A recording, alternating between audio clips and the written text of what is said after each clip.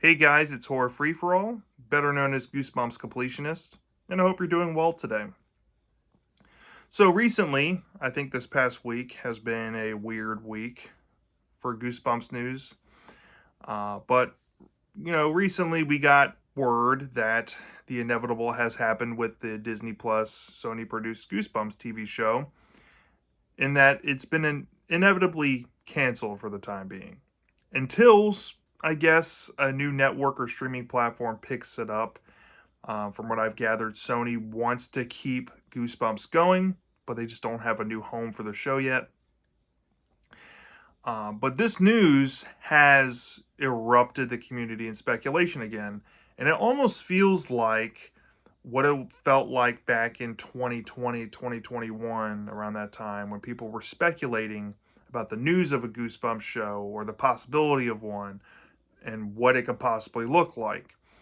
So here we are, and I had a good friend of mine, the Horrorlander, make a topic discussion video about this literally today.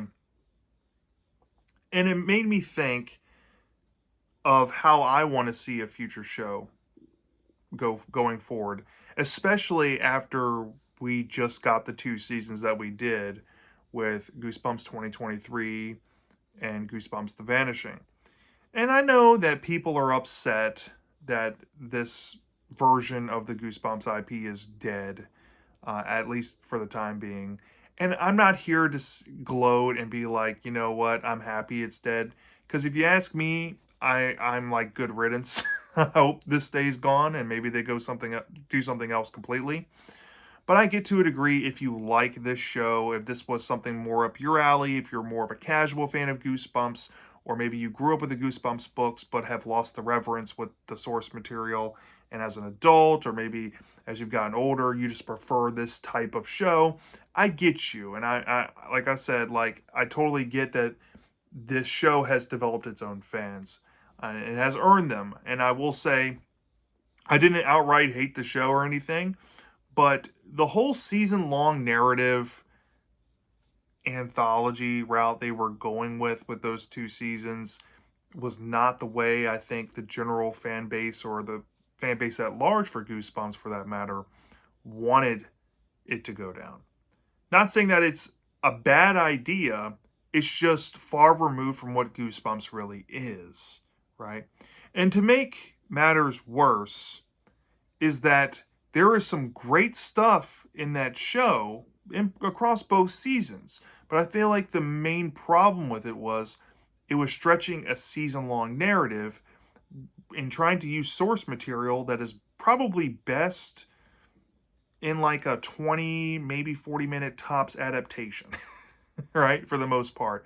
So them trying to, stretch all this stuff and incorporate all this stuff is a neat idea, but I just don't feel like the execution was there. And I don't really feel like they actually knew what they wanted to do with the show. I didn't really feel like they knew if they wanted to just be a season long narrative type of show and tell its own quote unquote dark or edgier version of a Goosebumps story, or if they wanted to be an adaptation show and, adapt books. I mean, it felt like it was all over the place, and in a lot of ways the reverence for the books felt like it was lost to a degree with this show.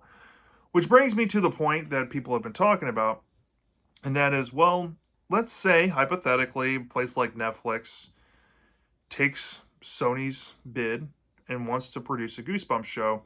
How would a future Goosebumps show look? Or better yet, how should it look? And look, I'm just going to address the elephant in the room. I think everybody knows what I'm about to say. I've been saying this since day one. This is going to be a video talking about how it should be a traditional anthology. That's all it ever needed to be, or should be. And look, people might be tired of anthology shows. People might be burnt out. People might don't have much faith in anthology shows these days. But I do. And I think that with this opportunity here, I think that we can have it to where everybody wins in this scenario. Because when it comes to traditional anthology, I think of shows like Tales from the Dark Side, Monsters, Are You Afraid of the Dark, The Haunting Hour, right? The outliers to a traditional anthology is like Tales from the Crypt and Goosebumps, which is majorly anthologies.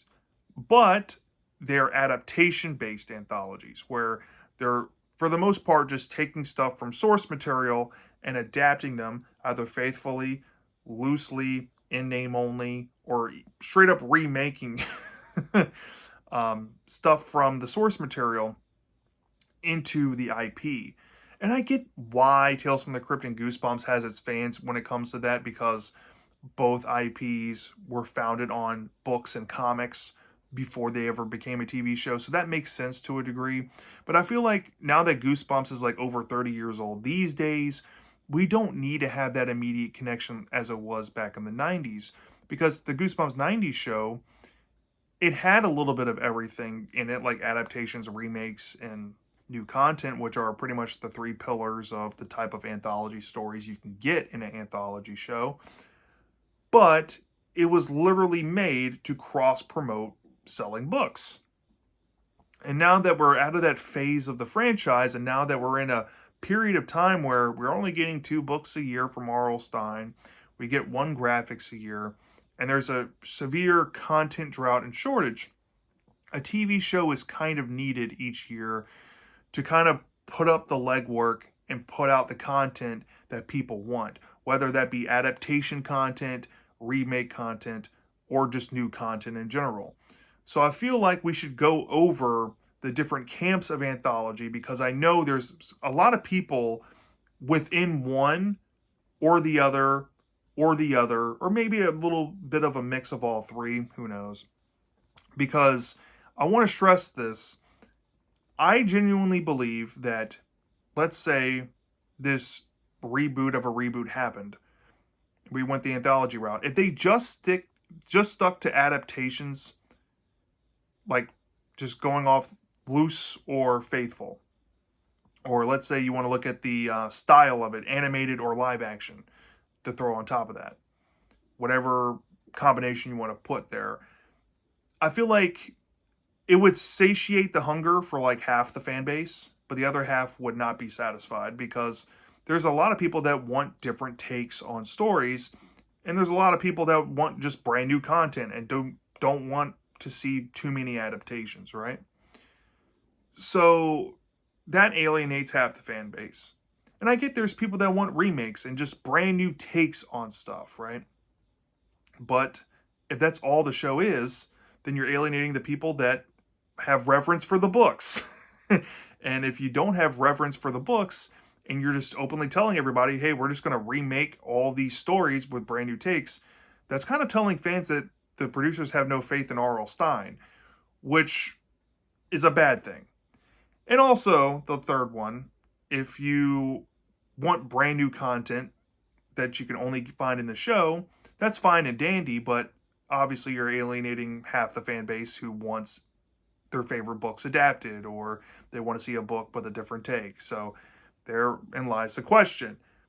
How do you make a modern Goosebumps anthology collective show where everybody is happy? Well, let's go over the types of stories real quick that you can get in an anthology, so that way we can understand where my thought process is. So adaptations, right? They can be faithful, unfaithful, loose. They can be maybe in spirit of, in name only. But in name only is more in the remake territory, and I'm going to get to that very shortly. But yeah, those are the types of adaptations you normally have in terms of its delivery. And then, like I said, the style, it could be animated or live action, and you can have different combinations. And there's various examples of this throughout the history of horror, like films or what have you, anthology shows. A good example would be John Carpenter's Christine, where this is an adaptation movie that is taking the loose approach, or I guess the liberty approach, I should say, where there's a lot of similarities to Stephen King's novel, where you have the similar congruent things going on with the main character and certain side characters, and I guess similar points that the main character arrives to in the story. But where John Carpenter took the liberties is with the novel, it was about a car that had a spirit possessing it, and the spirit began possessing the owner of the car. As in the movie, the car was just a blanket evil thing that seduced its owner to be in love with it, kind of, in a metaphorical way and almost a literal way. And it manifested their personality into a darker persona. Um, so, you have a similar story there, but just a kind of a different take on it. Some people can say that this is like a remake of the idea in some aspects, but when you look at the general storyline, it's pretty much the same storyline. So I would consider this a semi unfaithful adaptation, but that's an example of that. Then you have stuff like the A Night in Terror Tower episode from the 90s Goosebumps show. This is what I would call a faithful adaptation, where it's pretty much book to screen. you know, there's really no changes there. Everybody knows the story about Sue and Eddie going over to England with the tower in London. It's basically what you're going to get. There might be some liberties here with the production team tweaking some things for budget or adding in a scene that they thought was funny or whatnot. But other than that, there's not much noticeable differences there to say that it isn't a faithful adaptation, right? And then you have stuff like Catching Cold, right? Which this is an outlier, but this is an example of this, where a creator can sometimes offer up a story that they write outside of an IP into the IP, like Neil Shusterman did with Catching Cold and Haunting Hour. But when they submit their, I guess, script version of their own short story, they take their own liberties with their own source material that they created, and they make a different take on their own story. This is an adaptation because the heartbeat is still essentially about a kid trying to find the pot of gold at the end of the rainbow, except the analogy fits with the ice cream truck that is tormenting him and that he wants the ice cream desperately. So, two totally different versions of the story, but you still have the same through line there. So that one would be like a loose adaptation of the source material because of how many liberties it takes and how many different directions and even plot points and thematic messages it offers and the episode counterpart. But it's still an adaptation, right? So those are just some examples of what you can expect with an adaptation in an anthology franchise. Moving on to remakes. Remakes are a bit interpretive, but they can be from the literal to, I guess, the complete interpretive, right? So a literal remake would be like Psycho from 1990, a shot-for-shot remake. They see the story, they want to literally just remake it, right? But moving past that, we have what's called in-name-only adaptations, which basically is a remake in itself. An example of that would be like the Haunted House game from the original Goosebumps series, literally an in-name-only adaptation. Or Teacher's Pet from the 90s Goosebumps series, compared to its source material. You have stuff like that in remakes. Or you have the type that my good friend Horrorlander brought up in his video, where you have different authors possibly are given, I guess, a blueprint of, let's say, for example, Stephen King was given a brief synopsis or a brief outline of an R.L. Stine story. Let's just say it's A Night in Terror Tower. Stephen King's told, all right, form your own story around this basic idea. That could be a remake, right? But, that kind of reminds me of, I guess, the creators of the Child's Play remake and all that, too. Very similar idea, I think, that Universal presented them. But you get what I'm saying? Like, remakes, there's different types there, too. And then new content is pretty straightforward. New content is essentially stuff that is legit made as treatments in script form for an anthology show.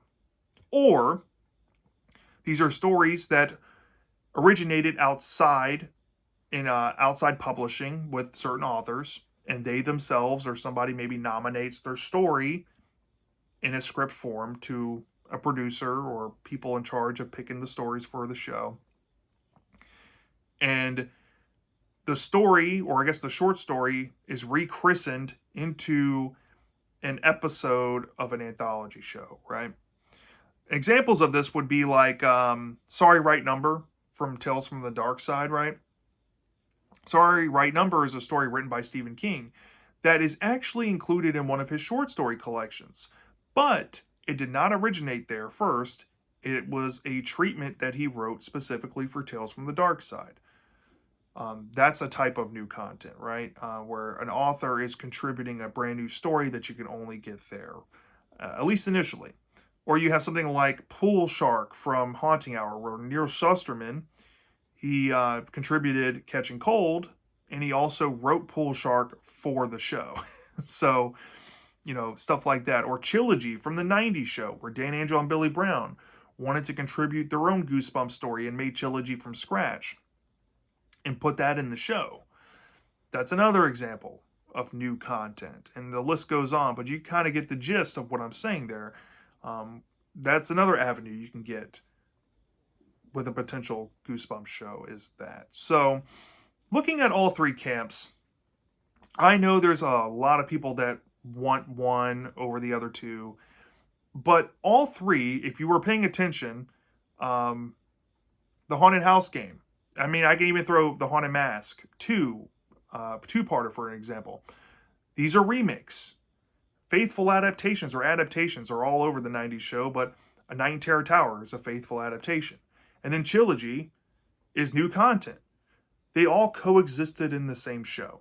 So that should tell you that because the 90s show did it, maybe not to the degree that some people wanted for specific things, like maybe people might have wanted more new content, or people might have wanted more remake takes over just adaptations, but they're all there nonetheless, and that should be the proof of concept that a modern show can have that too, but do it better.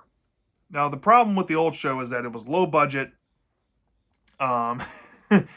Most of the time, the adaptations were done faithfully when it fit budget or made sense to the writers. And then a lot of the times they took liberties pretty much because they were bored or to work around budget, or because they actually believed that they had a better idea than the book. Which brings us to this new, I guess, anthology show, right? How does everybody win in this scenario? Because, like I said, you're going to be pissing off like half the people if you just pick one over the other. And I came to a happy conclusion where I think that you can have it all. You can have remakes, you can have new content, you can have adaptations, faithful, loose, taking liberties with it, whatever you want to say about it. You can be animated, live action. You can have all of that in this show if you wanted to. And the closest thing I can tell you that it would come across in execution would be like the Shudder Creepshow television series, which is probably the most prolific modern horror anthology show out there. And even though it's temporarily ended as of now, that's not because the showrunners want it to end. It's because they keep having their budget slashed by Shudder and they're trying to renegotiate. So, until then, maybe just maybe Goosebumps can sweep in and Sony can realize that, hey, look, we want to make a dark product. We want to elevate it a little bit. We want to make it exciting for people to come to our show. We want to diversify from other shows that came before it.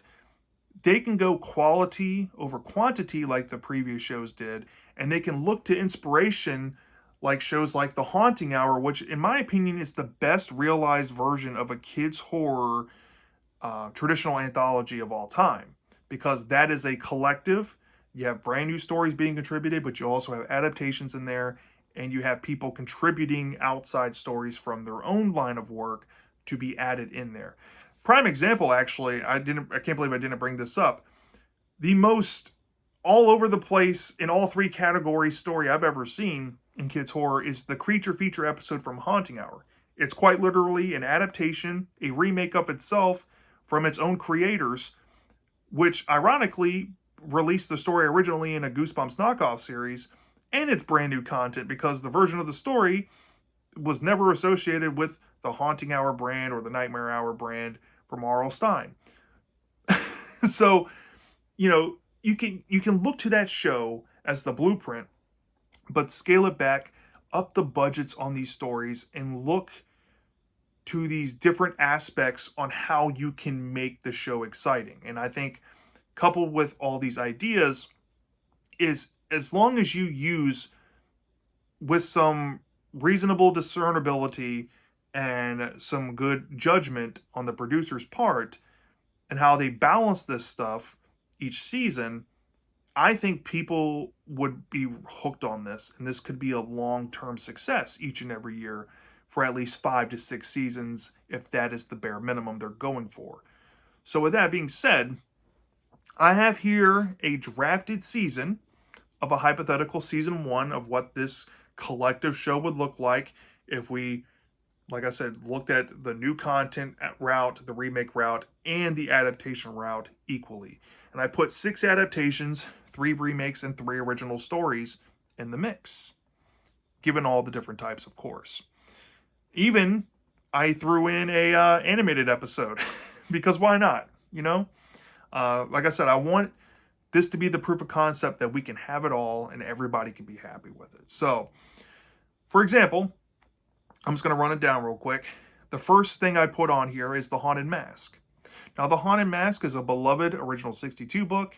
It's a beloved episode from the 90s show. But I put this as a remake because there's a Goosebumps graphics version of the story by Maddie Gonzalez that I think has aspects to it that we have never seen put into the book or in the episode adaptations that happened before. So if Maddie Gonzalez's version of The Haunted Mask was the remake premise for this episode, that would be a good example. Make Maddie's vision come to life in episode. So that's just the first one, right? The second thing I put on here would be George Romero's Welcome to Dead House, right? So this goes down into the writers being given the blueprint and forming their own story around it. I don't know exactly how faithful George Romero was to the Welcome to Dead House, book. I've never really read the script before, and I know George Romero is no longer with us, and this would be a posthumously released thing associated with his name and likeness. But this is just another example that because this is a streaming show and because you can do a lot of work around with time limits and time crunches and whatnot, they can go back to George Romero's original script and take the core idea, or I guess the big meat of the story that's in there, and they can make it into an episode for the show. And they can put, this is George Romero's version or his vision for Welcome to Dead House. And I think people would be on board and really excited to see that. Even though there's probably people like, well, what's wrong with R.L. Stine's vision, right? Well, you get George Romero's vision. You know what I mean? So, we're starting off on, 2 remakes, but they'll give you a gist that, this show's going to be a little bit of everything, right? So number 3, this is just a straight up adaptation, and it's a faithful one. I said that this should be faithful. I put Night of the Living Dummy on there, right? Look at book number 7 from the original 62, faithfully adapted. It was never put in the 90s show. A lot of people want to see what Mr. Wood can do in live action form because we've never seen him. So this would be the opportunity to do so. This would also be the introductory episode to Slappy, who probably would get more live action adaptations.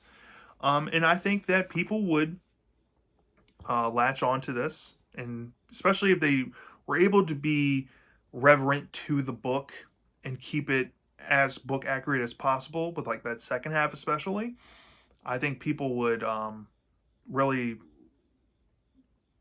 take a liking to it. So yeah. Number 4, this one I said we should be faithful, but also take some liberties, because why not? There's plenty of aspects you can actually add on to it and that's Stay Out of the Basement. Stay Out of the Basement had a fan favorite episode from the 90s show. It was the basis for Goosebumps The Vanishing. So seeing an adaptation of this, right? What I mean by faithful is like you can keep aspects to the book, like maybe the climax with the axe, and go violent with it, like the book did, compared to the 90s episode. But where you can take some liberties, for example, is kind of where the episode went with like the worm bed, or maybe you can have Dr. Brewer go on an excursion outside of the house and we get to follow him in his POV, or maybe you can make it a dual POV story going in between Margaret and Casey or something like that. This is what I mean by liberties. You can add on to the story and make it your own thing, but also keep the rudimentary sense of the actual source material alive. So that's just an example you can roll with. Number 5, now this is where I said complete liberties could be taken, because this is one of those Goosebumps books that you can deliver the message of the story, but in wildly different ways by using similar concepts. So I said Calling All Creeps could be basically an in-name only adaptation. Because I'm curious to see maybe what somebody would cook up with maybe a different version of the main character, or different version of the bullies, or different version of the creeps. There's so many different avenues you can go down with Calling All Creeps. And I know some people might be upset, like if this wasn't faithfully adapted, but if you want a more faithful adaptation, or you want more faithful creeps, like the book cover and stuff like that, I can see why that might be important to you. But like I said, there has to be some compromise. So, pick and choose when it's appropriate. Calling All Creeps, I think, is probably one of the more appropriate ones to go in name only with sometimes. So, yeah. Number 6, we have another original 62 story I put on here. I put Vampire Breath.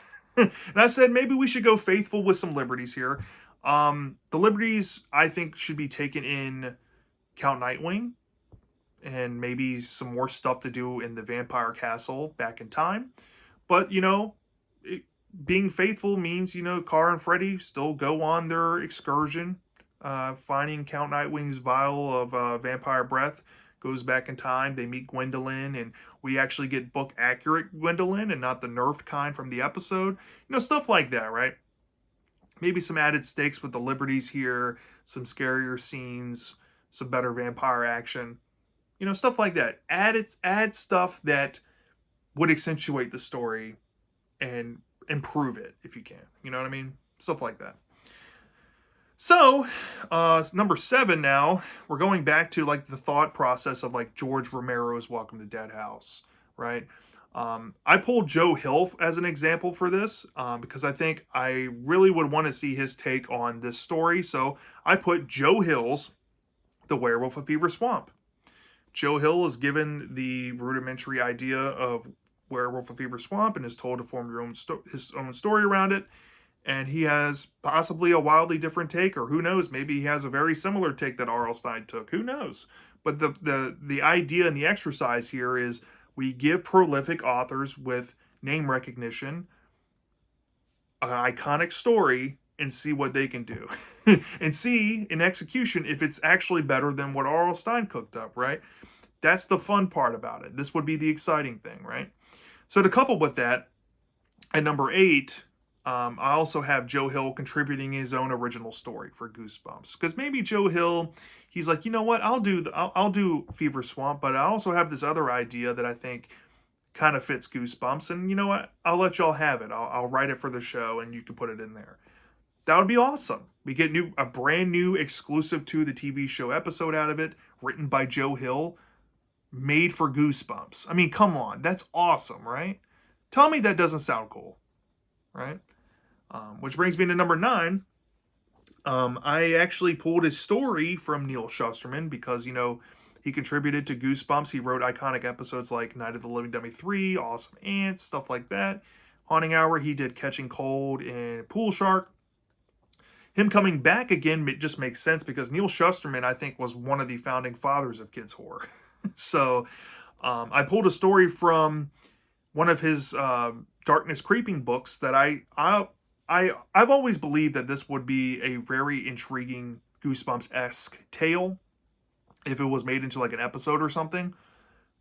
But for this being like a darker take on the show and kind of like elevating the source material a little bit, I put on An Ear for Music as just an example, which is a story about a kid who's a musical prodigy, and he's sent off to this musical academy that's run by this evil witch who has these ulterior motives with him. And it's very scary and harrowing, especially some scenes you see this character go through. And the cool like history aspect to it was really cool. This would be a fun thing to add into the show, and this is an example of an author taking a short story that they published themselves and rechristening it into a Goosebumps story. So this is just another example that I wanted to kind of put in the season to get people, at least with their expectations, up there. Number 10, just like Joe Hill, I said, go ahead and let Neil Shusterman, while he's at it, write an original story for the show.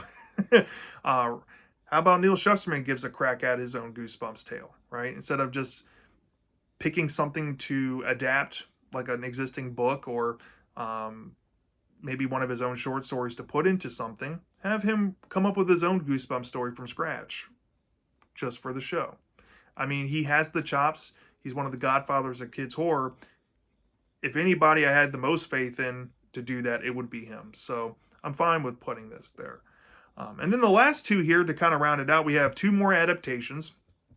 At number 11, we have The Curse of the Mummy's Tomb, which is book number 5 in the original 62. And I said, we can go faithful, maybe with some liberties. If y'all want to add some more mummy action to it, this would be a perfect time to have liberties in an adaptation. A lot of people don't seem to be all that on board with the first half of the book. This will be the perfect chance to take some liberties there.